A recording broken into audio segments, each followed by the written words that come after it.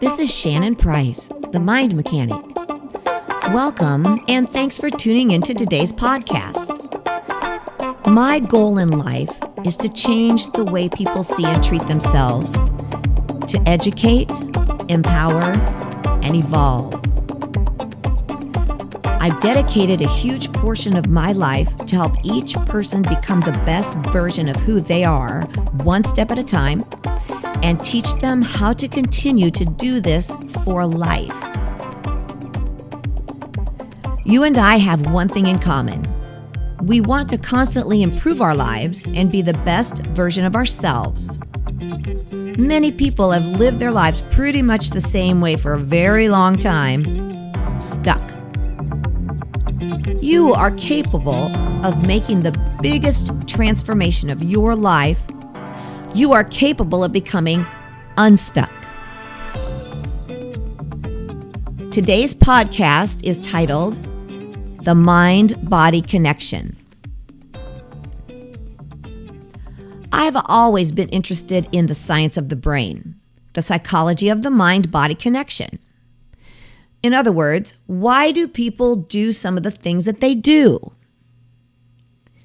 The influence our bodies have on our psychology, from chemicals in the blood to bacteria in the gut, are the reason. For example, studies in both animals and humans, us, have shown that if you replace bad bacteria in your gut with good bacteria, you can significantly alter mood and emotions. I know you've seen write-ups about that, you've seen articles, but it's so true. And it goes without saying that what's outside the body also influences the mind. Our environment floods our poor brains with the equivalent of about 10 megabytes of information per second. That's a lot. And a lot of that input remains in our subconscious. One example is temperature. We can feel when it gets too hot or too cold. But subtle differences in temperature are not often very noticeable to us, if at all. Another example, lightness and darkness is another influence. Most of us are aware that not getting enough daylight can cause seasonal affective disorder, or SAD. And I'm sure that you know people that may have that disorder, as well as I know people that have that seasonal affective disorder. Less familiar, though, is the effect of color. Even tiny color cues in your environment can affect your behavior. It's been found that blue-green type colors tend to be particularly energizing. Red, as its reputation suggests, tends to promote more aggression and avoidance. In one study, researchers put a little red or blue cue, or a dot, at the top of a fake exam. They found out that the people who had the red cues on the exam did worse than the people that had the blue cues. So what does that mean to you? That means take control of your health. And here's some help for you. This is the emotional connection. The bottom line to this mind-body connection is whether we perceive ourselves as powerless in a situation or as having the power to deal with that situation effectively. When we see ourselves as most stressed or traumatized, that can go right into our body and our mind and reduce our immune system function. Therefore, the old saying, healthy mind, healthy body, is so true. Even minor emotional stressors, if we interpret them negatively, or if we feel powerless against them, they can set off smaller psychosomatic mind and body symptoms, such as frequent colds, viruses, back pain, joint pain, even allergies. Prolonged or accumulated emotional stresses can often lead to more serious physical health ailments. And I'm going to give you another example. A Johns Hopkins study reviewed data on 95,000 American children and found that nearly half of these kids experienced trauma, including physical or emotional abuse or neglect, deprivation, substance abuse problems, or exposure to violence. Children who had 2 or more such emotional experiences were twice as likely to have lifetime chronic health problems, indicative of a mind-body connection. And I will guarantee that all of us know people in that category, and that also refers back to my podcast titled The Unsolvable Puzzle. So if you haven't listened to that, go back and listen to that, and you're going to find out that it's really not unusual for this to happen and how you can help stop all of this. But moving ahead, here are some things that you might want to think about. Why don't we often follow medical advice? Well, I don't know for sure about everybody, but according to the American Heart Association, only 10% of us maintain a healthy lifestyle, a heart-healthy lifestyle, even though those that don't know how to do it. They know the measures, right?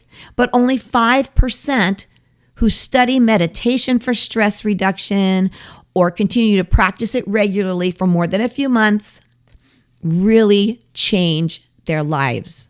It changes the health of their body and their mind. And that's one example. So why do visualizations, affirmations, diets, and exercise regimens often fail us, even when a person is intent on making them succeed? And also, why do physical symptoms or emotional mind and body problems seem so insurmountable even after years of talk therapy? I have an answer for you. Because the barriers and the direct way to knock down those barriers has not been accessed. Think about that. Treatments are on the surface, and they tend to lump people into categories. But the system I work with my clients is a direct method of creating rapid and positive change in the way you think, feel, and behave. The system utilizes the way your mind works best, enabling you to get control of your subconscious patterns of thought, giving you the power to remove any blockages and limiting beliefs that you hold back. So by using direct communication with the most powerful and creative part of your mind, this system puts you back in charge of your own thoughts and responses. This system acts as a permanent means of updating your automatic patterns of thought and programming yourself for success. So this can be used to change almost any current pattern of behavior or pattern of thought that you're unhappy with. The beliefs that restrict us and prevent us from reaching our true potential are all at some point learned at a subconscious level from a very young age until now. Yet we often become consciously aware that certain beliefs or patterns of thought, patterns of behavior are now out of date. They're obsolete and they do us no good. But that's still happening. Those patterns are still happening, even though you know they're kind of doing us no good. So how can we change this once and for all? This is the only method that I've used or that I've seen by which we can actually update our own subconscious programming and remove those barriers in our thinking that restrict us. I often see people who struggle to follow their own interests and pursuits without feeling guilty. No matter if they are clients, friends, fellow healthcare professionals, whatever, there seems to be a natural guilt surrounding the idea that we're actually allowed to welcome joy into our lives, to be happy.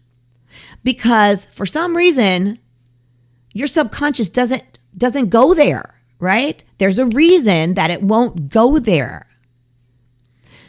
I love this quote from Jim Henson. I firmly believe that if our efforts and endeavors are put towards making the world a happier place to live, then we are rewarded with peace of mind and freedom to move towards our own happiness. Thank you, Jim Henson, because that says it all. People say this, do you live to work or do you work to live? Think about that. Honestly, I think neither for me. I work to improve both my own life and the lives of those around me, the lives of people that come to me for help. That work never stops. I absolutely love everything that I do for people and for myself. Notice I said, and for myself. Do you love what you do? Do you make a difference? Are you at peace with your impact upon the world? Those are some things that I'd love for you to think about. And I'd also encourage you to go listen to my other podcasts because everything fits together. And if you want to contact me and you want to talk about this more, please do. My email address is controlfitness, all one word, controlfitness@aol.com. My website is www.spthemindmechanic.com. You can also find me on Facebook, Messenger, Instagram, anytime, and just leave me messages, ask me questions. I have several pages and my profile on Facebook, etc. So I would love to hear your thoughts. I want to hear from you. And I also want you to have a fabulous day, night, afternoon, whatever time it is that you're listening to this. I love you guys. Bye.